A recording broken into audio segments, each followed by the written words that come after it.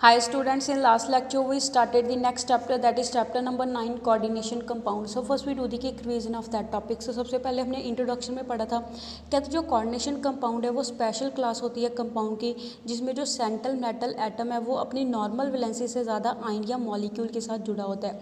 इनको हम complex compound भी बोल देते हैं या फिर सिंपली कम्प्लेक्सेस बोलते हैं। मॉडर्न टर्मिनोलॉजी में इन कंपाउंड को हम कोऑर्डिनेशन कंपाउंड बोलते हैं। नेक्स्ट हमने पढ़ा था कोऑर्डिनेशन कंपाउंड के बारे में। कहते जो कोऑर्डिनेशन कंपाउंड है इनको हम मॉलिक्यूलर कंपाउंड बोलते हैं। ये कैसे बनेंगे? जब हम दो या दो से ज़्यादा सिंपल स्टेबल कंपाउंड का कॉम्बिनेशन करवाते हैं एंड इनकी जो आइडेंटिटी है वो रिटेन रहती है सॉलिड स्टेट के अंदर भी as well as dissolve state के अंदर भी, वहाँ से कोऑर्डिनेशन कंपाउंड की फॉर्मेशन होती है। नेक्स्ट हमने पढ़ा था difference between the coordination compound and double salt, कि जो कोऑर्डिनेशन कंपाउंड है वो डबल सॉल्ट से कैसे डिफरेंट होते हैं। इसके डिफरेंस को हमने लास्ट लेक्चर में डिटेल में डिस्कस करा था।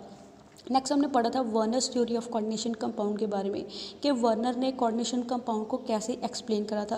क्या था कुछ अर्लियर स्टडीज़ है कोबाल्ट कम्प्लेक्सेस की, that is precipitation reaction, conductance measurement and isomeric behaviour, जिसमें से जो प्रेसिपिटेशन रिएक्शन है एंड कंडक्टेंस मेजरमेंट है इसको हमने लास्ट लेक्चर में डिटेल में डिस्कस करा था। Next now we come to today's topic, that is isomers of compound. आज हम डिस्कस करेंगे कंपाउंड के आइसोमर के बारे में। कहते जो वर्नर है उसने डिफरेंट स्ट्रक्चर को असाइन करा डिफरेंट कोऑर्डिनेशन कंपाउंड के लिए एंड उसने कंपैरिजन करा आइसोमर का किसके साथ, थ्योरेटिकल पॉसिबल स्ट्रक्चर के साथ। एज ए रिजल्ट क्या था, वहाँ से वर्नर ने थ्योरी दी जिसको हम क्या बोलते हैं, वर्नर्स कोऑर्डिनेशन थ्योरी बोलते हैं। क्या था उसके काम को पहचान मिली एंड इसके लिए उसको नोबेल प्राइज़ भी मिला केमिस्ट्री में। नेक्स्ट हम पढ़ेंगे postulates of Werner coordination theory, कि वर्नर कोऑर्डिनेशन थ्योरी के क्या पोस्टुलेट थे। फर्स्ट पोस्टुलेट क्या था, कोऑर्डिनेशन कंपाउंड के अंदर जो मेटल एटम है वो दो टाइप की वैलेंसी को शो करता है, that is primary valency and secondary valency. जो प्राइमरी वैलेंसी होती है वो आयनाइजेबल होती है, जबकि जो सेकेंडरी वैलेंसी है वो नॉन आयनाइजेबल होती है, मीन्स वो आयन में डिसोसिएट नहीं होती है। मॉडर्न टर्मिनोलॉजी में जो प्राइमरी वैलेंसी है वो किसको कॉरस्पॉन्ड करती है, ऑक्सीडेशन स्टेट को कॉरस्पॉन्ड करेगी। मीन्स मेटल की जितनी ऑक्सीडेशन स्टेट होती है उतनी उसकी प्राइमरी वैलेंसी होगी। जबकि जो सेकेंडरी वैलेंसी है वो किसको कॉरस्पॉन्ड करेगी, कोऑर्डिनेशन नंबर को कॉरस्पॉन्ड करेगी। मीन्स वो कितने नंबर ऑफ कोऑर्डिनेट बॉन्ड बनाता है। हर एक जो मेटल एटम है उसकी fix number of secondary valency होती है, मीन्स उसका जो कोऑर्डिनेशन नंबर है वो क्या होता है, फिक्स होता है। जो मेटल एटम है वो अपनी दोनों वैलेंसी को सेटिस्फाई करने की कोशिश करता है, that is primary as well as secondary valency को सेटिस्फाई करेगा कोऑर्डिनेशन कंपाउंड के अंदर। जो प्राइमरी वैलेंसी है उसको हम कैसे सेटिस्फाई करते हैं, नेगेटिव आयन के साथ सेटिस्फाई करते हैं। जबकि जो सेकेंडरी वैलेंसी है उसको सेटिस्फाई करने के लिए नेगेटिव आयन को भी यूज़ करते हैं या फिर न्यूट्रल मॉलिक्यूल को यूज़ करते हैं। सर्टेन केसेस के अंदर जो नेगेटिव आयन है वो दोनों टाइप की वैलेंसी को सेटिस्फाई करता है, दैट इज़ वो प्राइमरी वैलेंसी को भी सेटिस्फाई करेगा as well as secondary valency को भी सेटिस्फाई करेगा। जो सेकेंडरी वैलेंसी है वो हमेशा क्या होती है, फिक्स्ड पोजीशन की तरफ को डायरेक्टेड होती है स्पेस के अंदर, जिसके कारण कोऑर्डिनेशन कंपाउंड की ज्योमेट्री क्या होती है, फिक्स्ड ज्योमेट्री होती है। इन अदर वर्ड हम कह सकते हैं जो सेकेंडरी वैलेंसी है उसकी कैरेक्टरिस्टिक स्पेशल अरेंजमेंट होती है corresponding to the different coordination number. Modern terminology में जो ऐसी स्पेशल अरेंजमेंट होती है उनको हम क्या बोलते हैं, कोऑर्डिनेशन पॉलीहेड्रा बोलते हैं, जिसको हम बाद में डिस्कस करेंगे। फॉर एग्जांपल अगर जो मेटल आयन है उसकी 6 सेकेंडरी वैलेंसी हो, उस दौरान जो सेंट्रल मेटल एटम है या आयन है उसके आसपास क्या होती है, ऑक्टाहेड्रल अरेंजमेंट होती है। अगर हमारे पास जो मेटल आयन है उसकी 4 सेकेंडरी वैलेंसी होती है, उस दौरान उसके आसपास जो अरेंजमेंट होती है वो या तो टेट्राहेड्रल होगी या फिर क्या होगी, स्क्वायर प्लेनर अरेंजमेंट होगी सेंट्रल मेटल आयन के आसपास। जो सेकेंडरी वैलेंसी है वहाँ से हम जो स्टीरियो केमिस्ट्री कम्प्लेक्स की उसको फाइंड आउट कर सकते हैं। ऑन दी अदर हैंड जो प्राइमरी वैलेंसी है वो नॉन डायरेक्शन होती है, उसकी कोई भी डायरेक्शन है स्पेस में फिक्स नहीं होती है। दस जो मेटल एटम है वो प्राइमरी वैलेंसी को शो करता है अपने सॉल्ट के अंदर, जैसे कोबाल्ट क्लोराइड, सिल्वर नाइट्रेट, यहाँ पे वो अपनी प्राइमरी वैलेंसी को शो करेगा, दैट इज़ यहाँ पे अपनी ऑक्सीडेशन स्टेट को शो करेगा। जबकि जो मेटल एटम है वो अपनी सेकेंडरी वैलेंसी को कब शो करता है, कम्प्लेक्स आयन के अंदर अपनी सेकेंडरी वैलेंसी को शो करेगा, जैसे हमें यहाँ पे कुछ एग्जाम्पल गिवन दे रखी है। नेक्स्ट हम डिस्कस करेंगे structure of coordination compound on the basis of Werner theory, कि वर्नर थ्योरी के बेसिस के ऊपर हम कोऑर्डिनेशन कंपाउंड के स्ट्रक्चर को कैसे एक्सप्लेन करते हैं। वर्नर्स के पोस्टुलेट को यूज़ करके हम जो वेरियस कोबाल्ट अमाइन है उसके स्ट्रक्चर को एक्सप्लेन करेंगे। फॉर एग्जांपल इसको एक्सप्लेन करने के लिए कि जो बॉन्डिंग है वो कैसे होती है कोऑर्डिनेशन कंपाउंड ऑफ कोबाल्ट के अंदर, वर्नर थ्योरी के पोस्टुलेट के बेसिस के ऊपर हम इसको पढ़ेंगे। First is COCl3.6 ammonia. यहाँ पे क्या था, जो कोबाल्ट है उसकी प्राइमरी वैलेंसी दैट इज़ उसकी ऑक्सीडेशन स्टेट कितनी है, 3 ऑक्सीडेशन स्टेट है। एंड जो सेकेंडरी वैलेंसी है दैट इज़ उसका जो कोऑर्डिनेशन नंबर है वो कितना है, 6 कोऑर्डिनेशन नंबर है। एज ए कन्वेंशन क्या था, जो सेकेंडरी वैलेंसी है उसको हम थिक लाइन के साथ रिप्रेजेंट करते हैं एंड जो प्राइमरी वैलेंसी है उसको हम डॉटेड लाइन के साथ रिप्रेजेंट करते हैं। क्या था, इस कॉम्प्लेक्स के अंदर जो सभी 6 सेकेंडरी वैलेंसीज है उसको कौन ऑक्यूपाई करता है, 6 अमोनिया मॉलिक्यूल्स ऑक्यूपाई करते हैं। कहते हैं यहाँ पे जो क्लोराइड आयन है वो कोबाल्ट के साथ जुड़े होते हैं 3 प्राइमरी वैलेंसी के थ्रू। कहते हैं ये जो क्लोराइड आयन है वो आयनाइजेबल होते हैं, जिसके कारण कहता है ये प्रेसिपिटेट हो सकते हैं जब हम सिल्वर नाइट्रेट की एडिशन करते हैं। कहते हैं जो सेंट्रल मेटल आयन है एंड जो न्यूट्रल मॉलिक्यूल या फिर आयन होते हैं वो सेटिस्फाई करेंगे सेकेंडरी वैलेंसीज को, जिसको हम स्क्वायर ब्रैकेट के अंदर लिखते हैं जब हम फार्मूला लिखेंगे कम्प्लेक्स कंपाउंड का। दस कहता है जो कोऑर्डिनेशन कंपाउंड है उसका फार्मूला हम यहाँ पे ऐसे लिखेंगे, दैट इज़ कहता है ऊपर वाला जो हमारे पास कंपाउंड गिवन दे रखा है उसका फार्मूला हम कैसे लिखेंगे, CONH3 इसको हम स्क्वायर ब्रैकेट के अंदर लिखते हैं एंड स्क्वायर ब्रैकेट के बाद Cl3 को लिखेंगे। कहता है यहाँ पे हमें रिप्रेजेंट करा हुआ है फिगर 1 में इसका स्ट्रक्चर, जैसे हमें यहाँ पे फिगर 1 में इसका स्ट्रक्चर गिवन दे रखा है कि जो सेंट्रल मेटल आयन है दैट इज़ कोबाल्ट के साथ ये जो थिक लाइंस है वो अमोनिया मॉलिक्यूल जुड़ा हुआ है थिक लाइन के थ्रू, वो किसको सेटिस्फाई करता है, इसकी सेकेंडरी वैलेंसी को सेटिस्फाई करता है। जबकि कहता है यहाँ पे जो क्लोरीन है कोबाल्ट के साथ जुड़ी है डॉटेड लाइन के थ्रू, ये किसको रिप्रेजेंट करते हैं, उसकी प्राइमरी वैलेंसी दैट इज उसकी जो ऑक्सीडेशन स्टेट है उसको रिप्रेजेंट करते हैं। नेक्स्ट इज कहता है जो प्राइमरी वैलेंसीज है वो आयनाइजेबल होती है, जिसके कारण कहता है जो सभी क्लोराइड आयन है वो प्रेसिपिटेट हो जाएंगे जब हम इसके अंदर सिल्वर नाइट्रेट की एडिशन करते हैं। कहते हैं जो स्पेसिस होती हैं स्क्वायर ब्रैकेट के अंदर उनको हम क्या बोलते हैं, कोऑर्डिनेशन एंटिटीज़ बोलते हैं या फिर कम्प्लेक्सेस बोल देते हैं। एंड कहता है जो आइंस हैं स्क्वायर ब्रैकेट के बाहर उनको हम क्या बोलते हैं, काउंटर आइंस बोलते हैं। दस कहता है हमारे पास जो कोऑर्डिनेशन कंपाउंड है दैट इज़ हमें यहाँ पे एग्जांपल गिवन दे रखी है कोऑर्डिनेशन कंपाउंड की CONH3 एंड इसको स्क्वायर ब्रैकेट के अंदर लिखेंगे एंड स्क्वायर ब्रैकेट के बाद उसकी जो प्राइमरी वैलेंसी है 3 क्लोरीन के साथ उसको लिखते हैं दैट इज Cl3। यहाँ पे कहते हैं जो स्क्वायर ब्रैकेट के अंदर वाली स्पीसीज है वो किसको सेटिस्फाई करती है, जो उसकी सेकेंडरी वैलेंसी है उसको सेटिस्फाई करती है दैट इज कोबाल्ट के साथ 6 अमोनिया जुड़े हैं। स्क्वायर ब्रैकेट के अंदर सेकेंडरी वैलेंसी आएगी एंड स्क्वायर ब्रैकेट के बाद क्या आती है, प्राइमरी वैलेंसी आती है। कहते हैं यहाँ पे जो स्क्वायर ब्रैकेट वाली स्पीसीज होती है इसको हम क्या बोलते हैं, कोऑर्डिनेशन एंटिटी बोलते हैं। एंड यहाँ पे जो क्लोराइड आयन है 3 क्लोराइड आयन है वो क्या रिप्रेजेंट करते हैं, काउंटर आयन को रिप्रेजेंट करते हैं।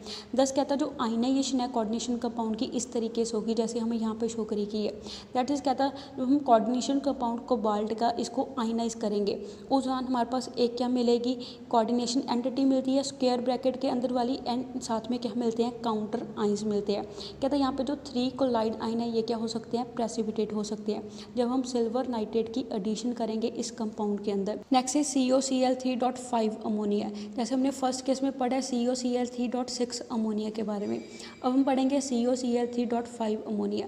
कहते हैं इस कंपाउंड के अंदर जो कोऑर्डिनेशन नंबर है कोबाल्ट का वो सेम है दैट इज 6। जैसे हमने पीछे पढ़ा है कि कोऑर्डिनेशन नंबर चेंज नहीं होगा, तो दैट मीन्स यहाँ पे भी जो कोबाल्ट है उसका कोऑर्डिनेशन नंबर क्या होगा, 6 कोऑर्डिनेशन नंबर होगा। बट यहाँ पे सिर्फ कहता है जो 5 पोजीशन है उसको ऑक्यूपाई करते हैं अमोनिया मॉलिक्यूल्स, जबकि कहता है जो एक रिमेनिंग पोजीशन है 6th पोजीशन है उसको कौन ऑक्यूपाई करेगा, 1 क्लोराइड आयन आके ऑक्यूपाई कर लेगा। कहते हैं जो क्लोराइड आयन है वो डुअल करैक्टर को शो करेगा, दैट मीन्स वो प्राइमरी वैलेंसी को भी सेटिस्फाई करता है as well as secondary valency को भी सेटिस्फाई करता है, जिसके कारण इसको हम full line as well as dotted line दोनों लाइन के साथ रिप्रेजेंट करेंगे। जैसे हमें यहाँ पे फिगर नंबर 2 में शो हो रहा है दैट इज़ कहता यहाँ पे हमें रिप्रेजेंटेशन करी है COCl3.5 अमोनिया की वर्नर थ्योरी के अकॉर्डिंग। कहता है यहाँ पे जो 5 अमोनिया मॉलिक्यूल्स हैं वो सेकेंडरी वैलेंसी को सेटिस्फाई करते हैं, जबकि कहते हैं जो 6th पोजीशन होती है सेकेंडरी वैलेंसी की उसको क्लोराइड आयन सेटिस्फाई करेगा। यहाँ पे कहता है जो क्लोराइड आयन है वो डुअल करैक्टर को शो करता है, दैट मीन्स वो प्राइमरी वैलेंसी को भी सेटिस्फाई करता है एज वेल एज वो सेकेंडरी वैलेंसी को भी सेटिस्फाई करता है, जिसके कारण हमने यहाँ पे दोनों लाइन यूज़ करी है, सॉलिड लाइन भी हमने यहाँ पे यूज़ करी है as well as dotted line भी हमने यहाँ पे यूज़ करी है। कहता जो बाकी के 2 रिमेनिंग क्लोराइड आयन है वो क्या करते हैं, प्राइमरी वैलेंसी ऑफ कोबाल्ट को सेटिस्फाई करेंगे, जिसके कारण कहता है जो 6 सेकेंडरी वैलेंसीज हैं एंड जो 3 प्राइमरी वैलेंसीज है कोबाल्ट की वो सेटिस्फाई हो जाएगी। जबकि कहता है जब हम आयनाइजेशन करवाएंगे वो जहाँ सिर्फ 2 ही क्लोराइड आयन है वो प्रेसिपिटेट होंगे, बिकॉज कहता है यहाँ पे जो एक क्लोराइड आयन है वो सेकेंडरी वैलेंसी को भी क्या करता है, सेटिस्फाई करता है, जिसके कारण उसकी प्रेसिपिटेशन यहाँ पे नहीं होगी। दस कहता है जो कोऑर्डिनेशन कंपाउंड है उसका फॉर्मूला हम कैसे लिखेंगे, COCl ब्रैकेट में साथ में हमारे पास क्या आएगा, 5 अमोनिया आ जाएंगे एंड स्क्वायर ब्रैकेट के बाद क्या आएगा, 2 Cl2 आएंगे। बिकॉज यहाँ पे पहले हमारे पास क्या था, स्क्वायर ब्रैकेट के बाद 3 क्लोरीन थे, बट अब हमारे पास क्या है, स्क्वायर ब्रैकेट के बाद 2 क्लोराइड आयन है। बिकॉज कहता है जो एक क्लोराइड आयन है वो सेकेंडरी वैलेंसी को भी क्या करता है, सेटिस्फाई करता है। एज रिजल्ट कहता है जो स्क्वायर ब्रैकेट के बाहर वाले 2 क्लोराइड आयन है सिर्फ वही क्या होंगे, आयनाइज होंगे, जिसके कारण कहता है हमारे पास जो कम्प्लेक्स एंटिटी है वो क्या होगी, COCl एंड 5 अमोनिया के ऊपर क्या आएगा, 2 पॉजिटिव चार्ज आएगा, ये कम्प्लेक्स एंटिटी होगी। जबकि जो 2 क्लोराइड आयन है ये यहाँ पे क्या होंगे, काउंटर आयन होंगे, जैसे हमें यहाँ पे इसकी आयनाइजेशन है वो शो करेगी है। सिर्फ कहता है जो स्क्वायर ब्रैकेट के बाद वाली स्पीसीज है वही क्या होती है, आयनाइजेबल होंगी। मीन्स कहता है यहाँ पे सिर्फ 2 क्लोराइड आयन है वही क्या होंगे, आयनाइजेबल होंगे, इनकी क्या होगी, प्रेसिपिटेशन होगी जब हम सिल्वर नाइट्रेट की इस कंपाउंड के अंदर एडिशन करते हैं। Next is COCl3.4 ammonia. अब हमारे पास एक अमोनिया और डिक्रीज कर दिया है। कहता है इस कंपाउंड के अंदर हमारे पास क्या है, 2 क्लोराइड आयन है वो डुअल करैक्टर को शो करेंगे, दैट मीन्स वो प्राइमरी एंड सेकेंडरी वैलेंसी को सेटिस्फाई करेंगे, जैसे हमें फिगर नंबर 3 में यहाँ पे शो करा हुआ है। कहता है यहाँ पे क्या है, 2 क्लोराइड आयन है वो सेकेंडरी वैलेंसी को भी सेटिस्फाई करते हैं as well as primary valency को भी सेटिस्फाई करते हैं, एंड जो एक क्लोराइड आयन है वो क्या करेगा, सिर्फ प्राइमरी वैलेंसी को सेटिस्फाई करेगा। एज अ रिजल्ट कहता है यहाँ पे हमारे पास क्या होगा, सिर्फ एक ही क्लोराइड आयन की क्या होगी, प्रेसिपिटेशन होगी जब हम सिल्वर नाइट्रेट की इसके अंदर एडिशन करेंगे। तो यहाँ से हमारे पास जो फार्मूला है इसका क्या हो जाएगा, दैट इज़ COCl2NH3 क्या आ जाएगा, 4 आ जाएगा। इसको स्क्वायर ब्रैकेट के अंदर लिखेंगे, बिकॉज कहता है जो कोऑर्डिनेट बॉन्ड बनते हैं उसको हम क्या लिखेंगे, सिर्फ स्क्वायर ब्रैकेट के अंदर लिखते हैं, बाहर हम क्या लिखेंगे, सिर्फ जो प्राइमरी वैलेंसी वाले होते हैं क्लोराइड आयन, एक ही यहाँ पे क्लोराइड आयन प्राइमरी वैलेंसी को सेटिस्फाई करता है, तो यहाँ पे हमारे पास क्या आ जाएगा, Cl आ जाएगा। कहता है जो अंदर वाले क्लोराइड आयन है वो प्राइमरी वैलेंसी को भी सेटिस्फाई करते हैं as well as secondary valency को भी सेटिस्फाई करते हैं, जिसके कारण उसको हमने स्क्वायर ब्रैकेट के अंदर लिखा है। दैट मीन्स कहता है ये जो 2 क्लोराइड आयन है कहता है ये करते तो प्राइमरी वैलेंसी को भी सेटिस्फाई है, बट सेकेंडरी वैलेंसी को साथ में सेटिस्फाई करने के कारण कहता है ये आयनाइजेबल नहीं होंगे। जबकि यहाँ पे कहता है ये जो एक क्लोरीन है यही क्या करता है, प्राइमरी वैलेंसी को अकेले सेटिस्फाई करता है, जिसके कारण इसकी क्या होगी, आयनाइजेशन होगी, जैसे हमें यहाँ पे इसकी आयनाइजेशन है वो शो करेगी है। Next is COCl3.3 ammonia. कहता है इस कंपाउंड के अंदर हमारे पास 3 क्लोरीन है एंड 3 अमोनिया है। कहता है यहाँ पे जो तीनों के तीनों क्लोराइड आयन है वो प्राइमरी वैलेंसी को भी सेटिस्फाई करेंगे as well as secondary valency को भी सेटिस्फाई करेंगे, जैसे हमें फिगर नंबर 4 से यहाँ पे क्लियर हो रहा है। कहता है यहाँ पे जो तीनों क्लोराइड आयन है, कहता है जो तीनों के तीनों क्लोराइड आयन है वो प्राइमरी वैलेंसी को भी सेटिस्फाई करते हैं as well as secondary valency को भी सेटिस्फाई करते हैं। एज एल्ट कहता है यहाँ पे जो तीनों के तीनों क्लोराइड आयन है वो क्या होते हैं, नॉन आयनाइजेबल होते हैं। कहता है उनकी प्रेसिपिटेशन नहीं होगी जब हम सिल्वर नाइट्रेट की एडिशन करते हैं।